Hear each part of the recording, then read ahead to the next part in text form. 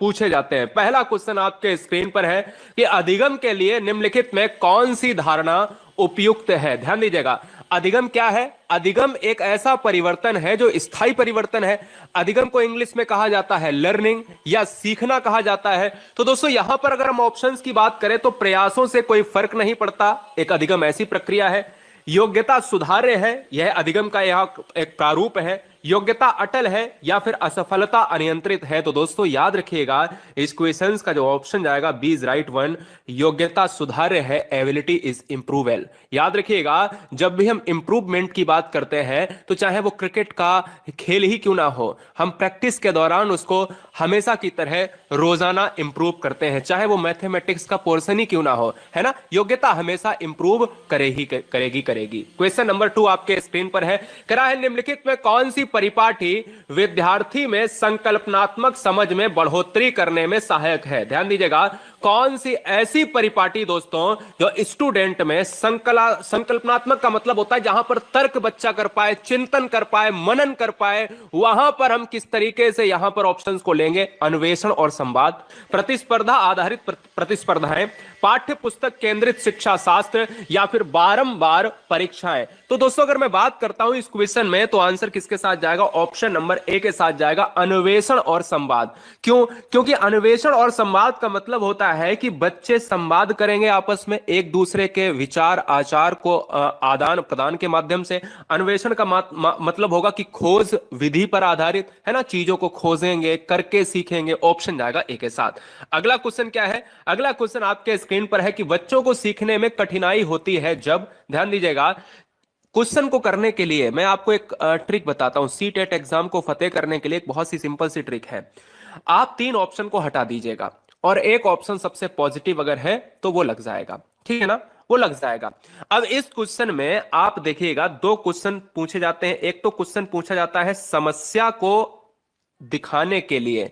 Question में जब पूछा जाए कि बच्चों को अगर कोई समस्या है तो उस समस्या का निदान कैसे करेगा, और अगर क्वेश्चन में पूछा जाए कि बच्चों को सीखने में अगर कठिनाई होती है तब वो निदान कैसे करेगा, तो दोनों क्वेश्चन थोड़े से विपरीत हैं, समझिएगा। इस क्वेश्चन का जो राइट आंसर जाएगा वो जाएगा ऑप्शन नंबर बी के साथ, सूचना अलग अलग टुकड़ों में प्रस्तुत की जाए तो ही दोस्तों यहां पर बच्चों को सीखने में कठिनाई होगी। लेकिन अगर यहां पर कह देता कि समस्या को समाधान करने के लिए कौन सा बेस्ट ऑप्शन होगा, तब भी दोस्तों यही वाला ऑप्शन होता। याद रखिएगा कि जब कठिनाई की बात की जाए तो जब सूचना अलग अलग, अरे भाई किसी बच्चे को प्रॉब्लम है और आप उसको बता नहीं रहे हो, उस चीज को तोड़ मरोड़ के प्रस्तुत कर रहे हो, तो बच्चा जटिल संक्रियाओं में जाएगा ना। और वही प्रक्रिया को एक साथ में प्रस्तुत कर दो तो बच्चा समझ जाएगा। अगर उसको तोड़ मरोड़ कर करोगे तो बच्चा कठिनाई से जूझता रहेगा दोस्तों। इसलिए ऑप्शन जाएगा भाई बी के साथ। क्लियर है? चलिए अगला क्वेश्चन आपके स्क्रीन पर है, जवाब चाहिए आपसे। अधिगम की सर्वोत्तम अवस्था कौन सी है? अब यह क्वेश्चन एग्जाम में आजकल बहुत ट्रेंड हो रहा है। बहुत लॉजिकल क्वेश्चन लिए हैं, कोई फालतू का क्वेश्चन नहीं है, वही क्वेश्चन लिए जो एग्जाम में ट्रेंड करेंगे। अब देखिए ऑप्शन करा, कोई उत्तेजना नहीं, कोई भय नहीं। अधिगम की सर्वोत्तम अवस्था कौन सी है? कोई उत्तेजना नहीं, कोई भय नहीं, उच्च उत्तेजना उच्च भय, या निम्न उत्तेजना उच्च भय, या संतुलित उत्तेजना कोई भय नहीं। तो दोस्तों आप ये बताओ, कोई बच्चा सीखेगा किस एनवायरनमेंट में सीखेगा? अच्छे एनवायरनमेंट में सीखेगा। और अगर अच्छे एनवायरनमेंट में सीखेगा तो उसका जो उत्तेजना का प्रभाव होगा वो संतुलित वैलेंस अवस्था में रहेगा, और भय तो होगा तो भय तो बिल्कुल नहीं होगा। इसलिए हम कह सकते हैं ऑप्शन नंबर हमारा क्या जाएगा? डी के साथ। भाई कोई भी चीज सीख रहे हैं तो भय अगर होगा तो वो ऑप्शन नहीं ले सकते, है ना। कोई उत्तेजना नहीं, सीखने की तो ललक होनी चाहिए, इसलिए यहां पर पॉजिटिव होना चाहिए, यहां पर नेगेटिव होना चाहिए। ऑप्शन किसके साथ? डी के साथ चला जाएगा। अगला क्वेश्चन है 5 नंबर। अधिगम का संरचनात्मक विचार यह सुझाव देता है कि ज्ञान की संरचना में बच्चे पूर्ण रूप से पाठ्य पुस्तकों पर निर्भर रहते हैं। गलत बात, यह नहीं होना चाहिए। कोई भी चीज पर निर्भर नहीं रखना है बच्चों को, यह ऑप्शन लेना ही नहीं है आपको, यह बात आप दिमाग में बैठा लीजिएगा। बच्चों की कोई भूमिका नहीं होती है, नहीं नेगेटिव की बात कर रहा है, नहीं लेना है ऑप्शन। बच्चे पूर्ण रूप से वयस्क पर निर्भर रहते हैं, तो पूर्ण रूप से ना तो पुस्तकों पर रहेंगे और ना वयस्कों पर रहेंगे। बच्चे सक्रिय भूमिका निभाते हैं दोस्तों। इसलिए इस क्वेश्चन का आंसर किसके साथ जाएगा? ऑप्शन नंबर डी के साथ। हमेशा पॉजिटिव फीलिंग को ही रखते हुए हमें अपने एग्जाम हॉल में क्वेश्चंस को करना करना है, ठीक है ना। ये बात दिमाग में फीड कर लीजिए दोस्तों, बहुत इंपॉर्टेंट ये पॉइंट हम आपको बता रहे हैं। चैनल पर पहली बार हैं तो सब्सक्राइब करें अपने सीटेट एग्जाम में एक मास्टर बनने के लिए दोस्तों। और अब अगले क्वेश्चंस की तरफ बढ़ेंगे। थोड़ा सा क्वेश्चन थोड़ा सा क्या है, बड़ा है। यहां पर इस क्वेश्चन को यानी डी ऑप्शन में यहां पर ये लिख लेना आत्म केंद्रिता, ये यहां पर बढ़ा लीजिएगा, है ना। क्वेश्चन क्या है देखिए, एक कार्य के दौरान सायना स्वयं से बात कर रही है कि वह कार्य पर किस प्रकार प्रगति कर सकती है। लेव वाइगोस्की के भाषा और चिंतन सोच के बारे में दिए गए विचारों के अनुसार इस तरह का व्यक्तिगत वाक्य क्या दर्शाता है। तो देखिए ये क्या है, जब व्यक्तिगत होगा तो वो व्यक्तिगत वार्ता होगा, मैं पहले भी बता चुका हूं। लेकिन ये क्वेश्चन बदल गया है, इस बार कह रहा वाइगोस्की। तो दोस्तों इस क्वेश्चन का जो राइट आंसर जाएगा ना, वो आत्म केंद्रिता नहीं होगा, आत्म केंद्रिता नहीं होगा, बल्कि होगा क्या, व्यक्तिगत वार्ता, जिसको कहते हैं स्वनियमन। स्वनियमन का मतलब ही दोस्तों आप समझ लीजिएगा कि जब भी कोई व्यक्ति अपने आप से ही बात करता हो तो उसको आत्म केंद्रिता नहीं। आत्म केंद्रित का मतलब होता है जब हम सेंटर्ड की बात करते हैं, हम अपने आप के अंदर एक इस तरीके से केंद्रित होकर पढ़ाई कर रहे हैं, या किसी समस्या का निदान करने के लिए हम केंद्रित होकर उस चीज को एक दिशा दे रहे हैं, वो हमारा एक अलग मैटर है।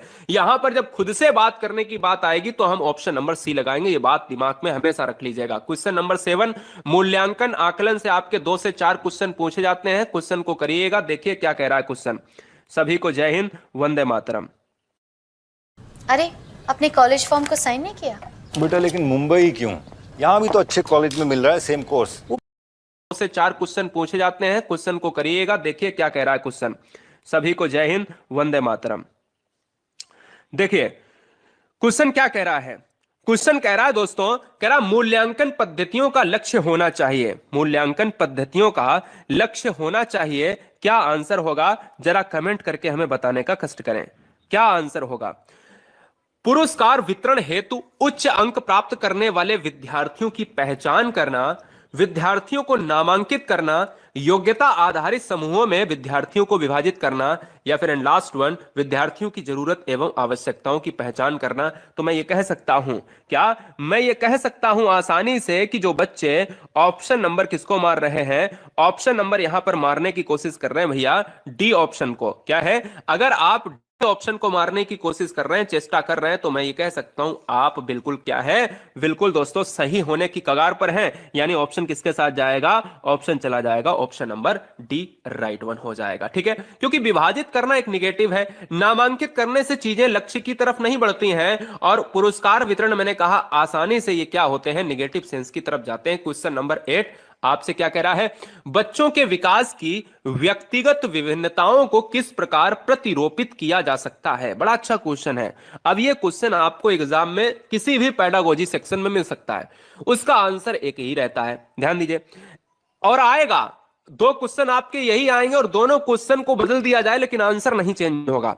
इस क्वेश्चन का आंसर क्या जाएगा देखिएगा, अगर व्यक्तिगत विभिन्नताओं को देखा जाए तो आनुवंशिकता एवं पर्यावरण यानी एनवायरमेंट इनटू हेरिडिटी का योग होता है, यानी जो हम गुणनफल की बात करते हैं। तो जहां पर ऑप्शन नंबर हमारा किसके साथ, ए के साथ लॉक हो जाएगा। केवल वाले ऑप्शन कभी भी नहीं हमें लेने हैं, ये निगेटिव सेंस की तरफ जाते हैं। ये केवल वाला सेंस हमारा निगेटिव है ना, और ना ये भी निगेटिव है। तो दोस्तों हम ऐसे भी अपने ऑप्शन को लगा सकते थे कि ये तो गलत होगा, यही आंसर सही हो जाएगा। अगला क्वेश्चन आपके स्क्रीन पर है, क्वेश्चन नंबर 9 आपसे क्या कह रहा है, कह रहा एक खेल क्रिया के दौरान चोट लगने पर रोहन रोने लगा। यह देखकर उसके पिता ने कहा, लड़कियों की तरह व्यवहार ना करो, लड़के रोते नहीं है। ये दोस्तों सीटेट स्पेशल पेडागोजी कॉन्सेप्ट है, और ये उम्मीद करते हैं कि आपके बेहतरीन एग्जाम को दिशा देने के लिए यह पूरा सेक्शन आपके एग्जाम में बहुत बेहतरीन प्रदर्शन करेंगे। क्वेश्चन नंबर 9 कह रहा है कि एक खेल क्रिया के दौरान चोट लगने पर रोहन रोने लगा। ठीक बात, रोहन एक लड़का है, और यह देखकर उसके